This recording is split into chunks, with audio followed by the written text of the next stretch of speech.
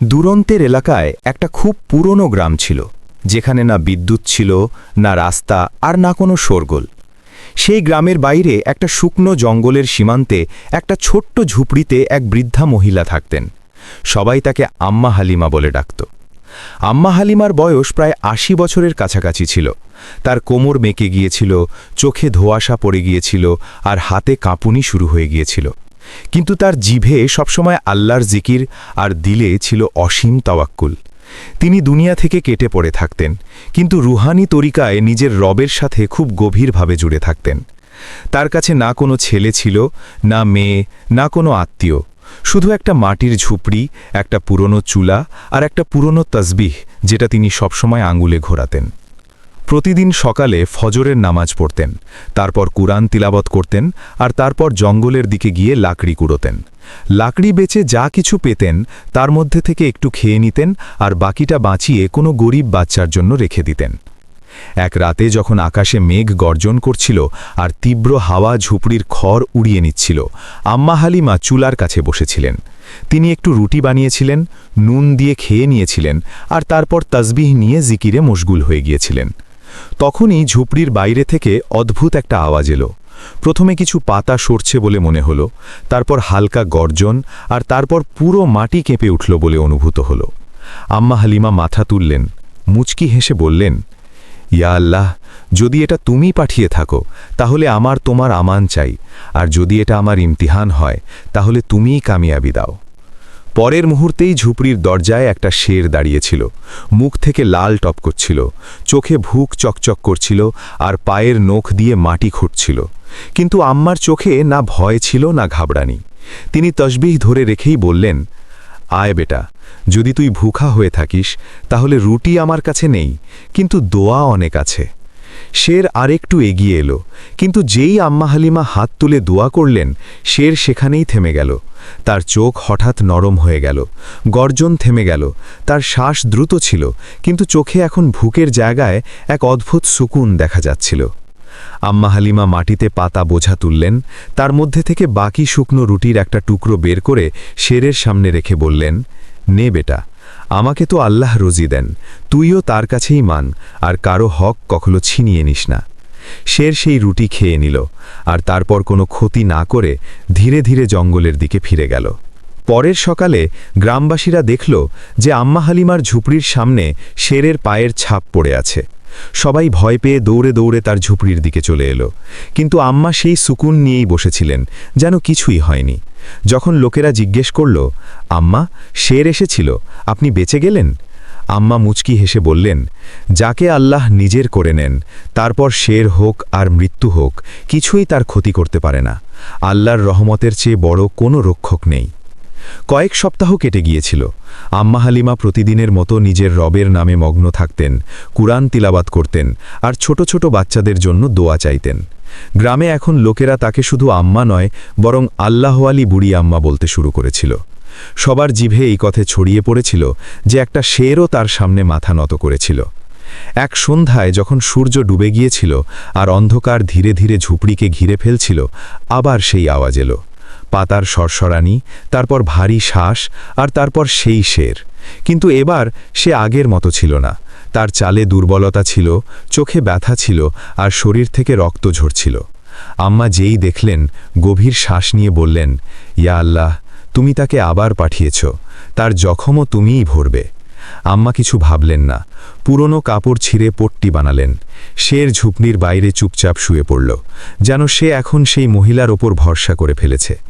আম্মা নিজের হাতে তার পট্টি বাঁধলেন, কুয়ো থেকে পানি এনে তার জখম ধুয়ে দিলেন, আর তার পাশে বসে তাসবিহ পড়তে থাকলেন। একটা শের, জঙ্গলের বাদশা, এখন এক বৃদ্ধা মহিলার দরজায় দোয়ায় লিপ্ত হয়ে পড়েছিল। পরের দিন গ্রামবাসীরা যখন আবার শেরের পায়ের ছাপ দেখল, তখন ভয়ে পঞ্চায়েত ডেকে ফেলল। যদি এই শের প্রতিদিন আম্মার ঝুপড়িতে আসতে থাকে তাহলে আমরা কি করব? বাচ্চারা বাইরে বেরোতে পারবে না, মহিলারা জঙ্গলে যেতে পারবে না। কিন্তু তখনই কেউ একজন বলল, কিন্তু সেই শের তো এখনও কাউকে কোনো ক্ষতি করেনি, হয়তো সে সত্যিই আম্মার কাছে ভয় পায় না, বরং মহব্বত করে। যখন পঞ্চায়েতের কিছু বুজুর্গ এসে আম্মার কাছে বললেন, আম্মা, এটা খুব বিপজ্জনক, আমাদের ভয় হয় যে কালকে এটা কারো ওপর হামলা করে দিতে পারে। তখন আম্মা শুধু এটুকু বললেন, যাকে আল্লাহ আমার কাছে পাঠিয়েছেন তাকে সরানোর চেষ্টা করো না। যদি সে আল্লাহর মাখলুক হয় তাহলে তার ইলাজও তার নামেই হবে। আল্লাহর রহমত ভয়ের চেয়ে বড়। গ্রামের লোকেরা চুপ হয়ে গেল, কারো কাছে জবাব ছিল না। এখন প্রতিদিন সে আসত, চুপচাপ বসত, আম্মার হাত থেকে রুটি খেত, পানি খেত, আর গভীর রাতে ফিরে যেত। কিছুদিনের মধ্যে শের এত শান্ত হয়ে গিয়েছিল যে ছোট ছোট বাচ্চারাও তার ল্যাজ ধরে খেলতে শুরু করেছিল। গ্রামের মহিলারা বলতো, এটা শের নয়, আল্লাহর রহমত, যা আম্মার দোয়ায় নেমে এসেছে। যতই শেরের উপস্থিতি গ্রামে স্বাভাবিক হয়ে উঠছিল, ততই আম্মা হালিমার ঝুঁপড়ি একটা রহমতের নিশানি হয়ে উঠছিল। গ্রামবাসীরা এখন বাচ্চাদের সেখানে নিয়ে যেত, বুজুর্গরা সেখানে বসত, আর অনেক মুসাফির তো মাথা নত করে সেই মাটির দরজায় সালামও করত। কিন্তু সবার দিলে মহব্বত থাকে না। একদিন গ্রামের সীমান্তে এক অজানা লোক উঁট থেকে নামল। মাথায় লাল পাগড়ি, কোমরে চকচকে খঞ্জর, আর কাঁধে বড় একটা বন্দুক। সে সোজা পঞ্চায়েতের কাছে গেল আর বলল, আমি শুনেছি এখানে একটা শের মানুষের মাঝে ঘুরে বেড়ায়, আমি তাকে ধরতে এসেছি। গ্রামবাসীরা ঘাবড়ে গিয়ে বলল, না, সে কাউকে কোনো ক্ষতি করে না, সে তো আম্মা হালিমার রহমতে শান্ত হয়ে গেছে। শিকারী হেসে বলল, শের যদি শের হয় তাহলে একদিন হামলা তো করবেই, আমি তাকে জীবিত বা মৃত ধরে নিয়ে যাব। পরের দিন শিকারী আম্মার ঝুঁপড়িতে পৌঁছে গেল। সে বলল, বুড়ি মহিলা, এই শেরকে এখান থেকে দূর করো, নইলে আমি এটাকে গুলি করে মেরে ফেলব। আম্মা খুব নরম সুরে জবাব দিলেন, বেটা, যে জানোয়ার কাউকে শতায়নি তাকে শতানো জুলম হবে। এটা আল্লাহর মাখলুক, তুমি যদি এটাকে মারো তাহলে আল্লাহর কাছে কিভাবে বাঁচবে? শিকারী ঠাট্টা করে হাসল, আমি বন্দুক থেকে ভয় পাই না, আর তাওয়াক্কুল দিয়ে পেট ভরি না। সেই রাতে শিকারী জঙ্গলের ধারে লুকিয়ে রইল। যেই শের সবসময়ের মতো চুপচাপ আম্মার কাছে এলো আর ঝুপড়ির বাইরে বসল, শিকারী বন্দুক তাক করল। আম্মা ঝুপড়ি থেকে বেরিয়ে সামনে দাঁড়িয়ে গেলেন। শিকারী চমকে উঠল, হটো বুড়ি মহিলা, গুলি চলে যাবে। আম্মা বললেন, যদি তোমার গুলি এই জানোয়ারকে লাগে তাহলে বুঝে নিও তুমি আল্লাহর ইবাদতে খলল ঢুকিয়েছ, আর যদি আমার জান চলে যায় তাহলে সেটাও তার হুকুমে যাবে। কিন্তু মনে রেখো, যখন ইনসান কোনো বেগুনাহর জান নেয় তখন নিজের হিস্সার রহমত হারিয়ে ফেলে। তখনই শের উঠল, ধীরে ধীরে শিকারীর কাছে এলো, কিন্তু হামলা করল না। সে শুধু মাটিতে গলা নত করে দিল, যেন নিজেকে আম্মার হাওয়ালে করে দিল। শিকারীর চোখ ভরে এলো, সে বন্দুক নামিয়ে রাখল আর সেখানেই বসে পড়ল। সকালের আজান হল। আম্মা বললেন, যাকে আল্লাহ মহলত দেন সেই যদি বদলে যায় তাহলে রোশনি তার দিল পর্যন্ত পৌঁছে যায়। শিকারীর চোখ থেকে আঁসু ঝরছিল। সে বলল, আম্মা, আমি আর শিকারী নই, এখন শুধু আপনার একটা বেটা। যে শিকারী কখনো জঙ্গলের সবচেয়ে খতরনাক জানোয়ারদের নিশানায় রেখেছিল, সে এখন আম্মা হালিমার ঝুপড়ির সামনে চুপচাপ বসেছিল। তার বন্দুক ঝুপড়ির কোণে ঠেকানো ছিল, আর তার নজর তসবিহ ঘুরিয়ে চলা আম্মার আঙুলের দিকে। কখনো কখনো এমন ওয়াক্ত আসে যখন ইনসান বন্দুক ছেড়ে দোয়াকে ধরে নেয়। আম্মা সেই অজানার নাম জিজ্ঞেস করলেন। সে ধীরের স্বরে বলল, আমার নাম ছিল আকিল, কিন্তু এখন আপনি যা চান তাই বলুন। আম্মা মুচকি হাসলেন, তাহলে তুই এখন আমার বেটা, আর বেটাদের নামে মহব্বত থাকা উচিত। আমি তোকে আমিন বলবো। শিকারীর দিল কেঁপে উঠল। যে দিলে অহংকার আর খুন খারাপি ছিল, এখন সেখানে তওবা, তাওয়াজ্জুহ আর তাওয়াক্কুলের আলো নেমে আসছিল। পরের সকালে যখন গ্রামের লোকেরা আম্মার ঝুপড়ির কাছে পৌঁছল, তখন দেখল সেই অজানা শিকারী আম্মার ঝুপড়ির বাইরে ঝাড়ু দিচ্ছে, শেরের জন্য পানি রাখছে, আর নামাজের তৈরিতে আজান দিচ্ছে। গ্রামের এক বুজুর্গ বলল, যে জানোয়ার মারতে এসেছিল সে এখন নিজেই আল্লাহর রহমতে পানাহ মাংছে। এখন আমিন অর্থাৎ আকিল প্রতিদিন আম্মার কাছ থেকে কুরআন তেলাওয়াত শুনত, নামাজে তার পেছনে দাঁড়াত, আর তসবিহের প্রতিটি মালার সাথে আঁসু ঝরাত। শেরও এখন তাকে চিনে ফেলেছিল। সে তার কাছে এসে বসত, তার হাতের তালু থেকে পানি খেত, আর কখনো কখনো মাথা আমিনের কোলে রেখে দিত। আম্মা হালিমা এখন দুর্বল হয়ে গিয়েছিলেন। বয়স আর ইবাদতের প্রভাব তার শরীরে স্পষ্ট ছিল, কিন্তু তার রূহ আগের চেয়ে অনেক বেশি রোশন হয়ে গিয়েছিল। একদিন আমিন আম্মা হালিমাকে বললেন, বেটা, যদি আমার ওয়াক্ত পূর্ণ হয়ে যায় তাহলে তুই আমার এই ঝুঁপড়িকে রহমতের আশ্রয় বানিয়ে দিস, যেখানে প্রত্যেক মুসাফিরকে খাবার মিলবে, প্রত্যেক তানহাকে সুকুন মিলবে, আর প্রত্যেক ভুকাকে রুটি মিলবে। আমিন তার কোলে মাথা রেখে ওয়াদা করল, আম্মা, এই জায়গা এখন আপনার নয়, আল্লাহর আমানত। আমি এটাকে কখনো বিরান হতে দেব না। এক সকালে যখন সূর্যের কিরণও ঝুপড়ি পর্যন্ত পৌঁছায়নি, আমিন ঘাবড়ে দৌড়ে এলো। শের ঝুপড়ির কাছে পড়েছিল, চোখ অধবোজা, শ্বাস দ্রুত আর শরীর গরম। শের অসুস্থ হয়ে পড়েছিল। আম্মা তার পাশে বসলেন, হাত তার কপালে রাখলেন আর বললেন, ইয়া আল্লাহ, তুমিই প্রত্যেক জানের রব, তুমি এর শিফা দাও। আমিন ঘাবড়ে জিজ্ঞেস করল, আম্মা, এটা কি মরে যাবে? আম্মা তার দিকে তাকিয়ে জবাব দিলেন, প্রত্যেক জানকে মৃত্যুর স্বাদ চোখতেই হবে বেটা, কিন্তু মৃত্যুর আগে ইনসানের ইমতিহান হয়। আজ তোর ইমতিহান। তুই কি এর অসুখের সময় সেই মহব্বত দেবি যেমনটা সে তোকে বিনা জবানে দিয়েছিল? পরের কয়েকদিন আমিন শেরের খিদমতে লেগে রইল। পানি খাওয়াত, তার লোম পরিষ্কার করত, মাটির তেলে ভেজা পট্টি তার কপালে রাখত, আর প্রত্যেক নামাজের পর দোয়া করত, ইয়া রব, এই জানোয়ার আমাকে ইনসান বানিয়েছে, একে শিফা আতা করো। গ্রামবাসীরাও এখন সাহায্য করতে লাগল। কেউ দুধ আনত, কেউ জড়িবুটি, কেউ মধু। আর এক সকালে যখন আজানের সাদা গুঞ্জরিত হল, শের উঠল। ধীরে ধীরে কিন্তু আবার মজবুত কদমে সে ঝুপড়ির দেহেরি পার করে সোজা আম্মার কাছে এসে বসল। আম্মা মুচকি হেসে বললেন, যে তওয়াক্কুল নিয়ে জীবন কাটায় সে আল্লাহর রহমত থেকে কখনো হারে না। ঠান্ডা হাওয়া বইছিল, আকাশে মেঘ জমে গিয়েছিল, আর আজানের সাদা ছড়িয়ে পড়ছিল। আম্মা হালিমা সেই দিন একটু বেশি দুর্বল লাগছিলেন। চোখ বন্ধ ছিল, কিন্তু ঠোঁটে এখনও আল্লাহ আল্লাহর সাদা ছিল। শের ঝুপড়ির বাইরে মাথা নত করে বসেছিল, যেন সে কিছু অনুভব করছে। আমিন বারবার ভেতরে আসছিল, আম্মার রাজাই ঠিক করছিল, পানি দিচ্ছিল, কিন্তু আম্মা শুধু হালকা করে মুচকি হাসতেন। হঠাৎ তিনি ধীরে স্বরে বললেন, আমিন, আমার বেটা, ওয়াক্ত এসে গেছে। আমিন কাঁপতে কাঁপতে তার কাছে বসে পড়ল। না আম্মা, এমন কথা বলো না, আপনি ঠিক হয়ে যাবেন, এখনও তো আপনার দুয়ার আমাদের দরকার। আম্মা তার চোখের দিকে তাকিয়ে বললেন, প্রত্যেক রুহকে ফিরে যেতে হয়। আমার রুহ তাসাল্লি নিয়ে যাচ্ছে, কারণ আমি একজন শিকারীকে ইনসান আর একটা শেরকে দোস্ত বানিয়েছি। তারপর তিনি হাত তুললেন, কাঁপা ঠোঁটে আখিরি দোয়া করলেন, ইয়া আল্লাহ, এই ঝুপড়িকে কায়ামত পর্যন্ত রহমতের ঘর বানিয়ে দাও। যে এখানে আসবে তাকে সুকুন দাও, সাচ্চা বানাও, নেক বানাও, আর আমার এই বেটাকে নিজের হিফাজতে রাখো। দোয়া শেষ হতেই তার চোখ বন্ধ হয়ে গেল, আর চেহারায় এক নুরানি মুস্কান জমে গেল। আল্লাহওয়ালি বুড়ি মহিলা এখন এই দুনিয়ায় ছিলেন না, কিন্তু তার রহমতের কাহিনী শুরু হয়ে গিয়েছিল। গ্রামে যেন সাদমা ছড়িয়ে পড়ল। লোকেরা দৌড়ে দৌড়ে ঝুপড়িতে পৌঁছাল। সবাই চুপ, শুধু আঁসু ছিল। শের আম্মার রাশের কাছে এসে বসল আর ধীরে ধীরে সিজদা করে দিল, যেন কোনো বুজুর্গের কবরের সামনে ঝুঁকে পড়া ফকির।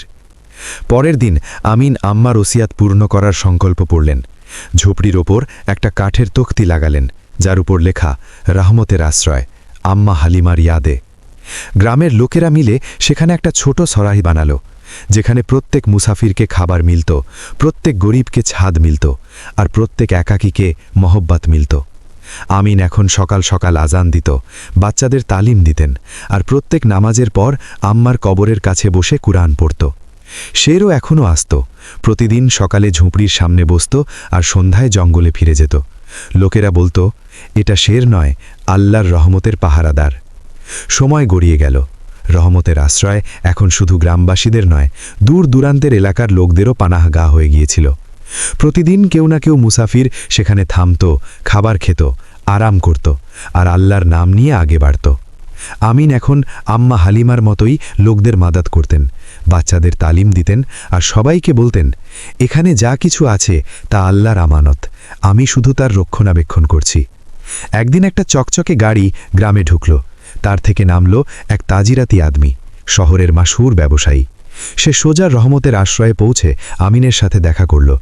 বড় আদবের সাথে বলল, আপনি খুব নেক কাজ করেছেন। আমি চাই এই জায়গায় একটা বড় হোটেল বানাই, যেখানে এসি ঘর থাকবে, ওয়াইফাই থাকবে, কুরআন স্কুল থাকবে, আর আপনার নাম প্রত্যেক বোর্ডে চকচক করবে। আমিন শান্ত হয়ে জবাব দিলেন, এখানে নাম চকচকানোর নয়, রুহ সম্বারানোর জায়গা। যে রুটি 2 টাকায় মেলে আর দিল সুকুনে থাকে, সেটাই আসল দৌলত। ব্যবসায়ী আবার বলল, আমি 1 কোটি টাকা দেব, আপনি শুধু এই জমিতে দস্তখত করে দিন। আপনি নিজেও এই জায়গার ইনচার্জ থাকবেন, শুধু একটু তাজিরাতি অন্দাজ আসবে, বাকি সব ঠিক থাকবে। আমিনের চোখ ভরে এলো। উঠলেন, আম্মার কবরের কাছে গেলেন, সেখানে বসে বললেন, আম্মা, আমি কি তোমাকে বেচে দিব? তারপর ফিরে এসে জবাব দিলেন, আমি যে জিনিস বিনামূল্যে পেয়েছি তাকে কোনো দামে বেচতে পারি না। সেই রাতে ব্যবসায়ীর গাড়িতে কি একটা হলো, তার টায়ার নিজে নিজে পাংচার হয়ে গেল। পরের সকালে সবাই দেখল শের ঝুপড়ির সামনে বসে আছে, আর ব্যবসায়ী দূরে দাঁড়িয়ে কাঁপছে। সে বলল, আমি বুঝে গেছি, এই জায়গা সত্যি আল্লাহর রহমত দিয়ে বানা। এখানে তিজারাত নয়, তাওয়াক্কুল চলে। আমিন গ্রামবাসীদের জড়ো করে বললেন, যদি আমরা দুনিয়াকে দেখানোর জন্য নেক কাজ করি তাহলে আল্লাহ ছিনিয়ে নেবেন, কিন্তু যদি শুধু আল্লাহর জন্যে করি তাহলে রহমত কখনো খতম হবে না। রহমতের আশ্রয় আগের চেয়েও বেশি আবাদ হয়ে গেল। এক ঠান্ডা সকাল ছিল, রোদ ঝুপড়ির দেয়ালে হালকা হালকা ছুলি যাচ্ছিল। আমিন রোজের মতো তাসবিহ পড়ছিলেন। শের তার পাশে শুয়েছিল, আর কিছু গ্রামের বাচ্চা কুরআন পড়তে বসেছিল। তখনই এক বুড়ো অজানা মুসাফির লাঠি ঠেকিয়ে রহমতের আশ্রয়ের চৌকাঠে পৌঁছাল।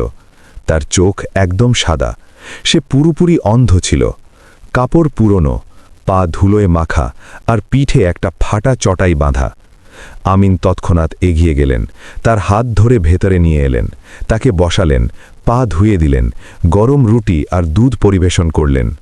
বুড়ো মুসাফির মুচকি হেসে বলল, আমি দেখতে পাই না বেটা, কিন্তু এখানকার খুশবু আর আওয়াজগুলো বলছে যে এটা কোনো পাক রুহের আমানত। আমিনের চোখ ভরে এলো। তিনি জিজ্ঞাসা করলেন, আপনাকে কি করে জানা গেল? বুড়ো বলল, কারণ যেখানে আল্লাহর নাম সত্যি করে নেওয়া হয় সেখানে রূহও দেখে ফেলে, যা চোখ দেখতে পায় না। রাতে সবাই ঘুমিয়ে পড়ার পর আমিন আর সেই অন্ধ মুসাফির আলাওয়ের কাছে বসলেন। মুসাফির বলল, বেটা, কখনো ভেবেছিস তুই এই জায়গার রক্ষক কেন হলি? একজন শিকারীকে আল্লাহ কেন রহমতের দরবান বানালেন? আমিন চুপ রইলেন। বুড়ো বলল, কারণ তোর মধ্যে শিকারীর চোখ ছিল, কিন্তু আম্মা তোকে ফকিরের দিল দিয়ে দিলেন, আর যিনি শিকারীকে ফকির বানিয়ে দিলেন তিনি আল্লাহর অলি ছাড়া আর কেউ হতে পারেন না। আমিনের চোখ থেকে আঁসু বেরিয়ে এলো। সকালে যখন আমিন উঠলেন তখন দেখলেন বুড়ো মুসাফির চলে গেছে। না কোনো নিশান, না কোনো নাম, শুধু আম্মার কবরের কাছে একটা ছোট কাপড়ে মোড়া প্যাকেট পড়েছিল। আমিন খুললেন, ভেতরে একটা তাসবিহ ছিল, ঠিক আম্মার মতো, আর একটা পার্চি। প্রত্যেক চোখ বন্ধ হয়ে গেলেও তাওয়াক্কুল দিয়ে রাস্তা খোলে। রহমত শুধু দেখা যায় না, অনুভবও করা যায়। একদিন দুপুরের ওয়াক্তে রহমতের আশ্রয়ের দরজায় এক মহিলা পৌঁছালেন। তার চেহারা থকা ছিল, চোখে ঘুম আর দর্দের ছায়া। তার কোলে একটা 10 বছরের বাচ্চা, নিঃসার, একদম চুপ। মহিলা বললেন, আমি অনেক শহরের ডাক্তারের কাছে গিয়েছি, আমার ছেলের শ্বাস প্রতিদিন কমে যাচ্ছে। কেউ বলেছিল এখানে এক বুড়ি মহিলার দোয়ায় কারামত হয়। আমিন চুপ করে দাঁড়িয়ে রইলেন। তারপর মহিলাকে ভেতরে ডেকে আনলেন, বাচ্চাকে চটাইয়ের উপর শুইয়ে দিলেন, আর নিজে আম্মার কবরের কাছে গিয়ে বসলেন। শের ধীরে ধীরে কাছে এলো আর আম্মার কবরের সিরহানে বসল, যেন আবার পাহারা দিচ্ছে। আমিন হাত তুললেন আর বললেন, ইয়া আল্লাহ, যে আম্মার রহমত দিয়ে তুমি শিকারীকে ইনসান বানিয়েছ, শেরকে দোস্ত বানিয়েছ, আর এই জায়গাকে আমান বানিয়ে দিয়েছ, সেই আম্মার দোয়ার সাদকে এই মাসুম বাচ্চাকে শিফা দিয়ে দাও। তখনই হালকা একটা হাওয়া বইল, কবরের কাছের মাটি থেকে একটা নূর উঠতে অনুভূত হলো। কেউ কিছু দেখতে পেল না, কিন্তু বাচ্চার চোখ হঠাৎ খুলে গেল। সে তার আম্মার আঙুল ধরে ধীরে বলল, আম্মা, আমার এখন ভালো লাগছে। গ্রামের লোকেরা যারা দূরে দাঁড়িয়ে এসব দেখছিল তারা সিজদায় পড়ে গেল। সেই রাতে আমিন একা বসেছিলেন। তিনি আম্মার কবরের দিকে তাকিয়ে বললেন, আম্মা, এখন আমি সব পূর্ণ করে দিয়েছি যা আপনি বলেছিলেন। আম্মা, এখন আপনার এই আমানত আমি সেই রবের হাওয়ালে করছি যার সাথে আপনি মহাব্বত করেছিলেন। সকালে লোকেরা উঠল। রহমতের আশ্রয় খোলা ছিল, খাবার তৈরি ছিল, শের ঝুপড়ির সামনে বসেছিল, কিন্তু আমিন কোথাও ছিলেন না। আমিনের ঝুপড়ির ভেতর তাসবিহ ঝুলছিল, আর দেয়ালে চুন দিয়ে লেখা ছিল, যে এক ভুখাকে খাবার দিয়েছে সে আমির নয়, রহমওয়ালা বনে। যে কোনো কান্তে থাকাকে চুপ করিয়েছে সে বড় নয়, নেক বনে। আর যে কাউকে আল্লাহর সাথে জুড়ে দিয়েছে সে জিন্দা হয়েই রয়ে গেছে, যদিও এই দুনিয়াতে না থাকে। রহমতের আশ্রয় আজও সেখানে আছে, যেখানে এক বুড়ি মহিলার দোয়া, এক শিকারীর তওবা আর এক শেরের ওয়াফা মিলে দুনিয়াকে রহমতের আসল মানে শিখিয়েছে। আলহামদুলিল্লাহ।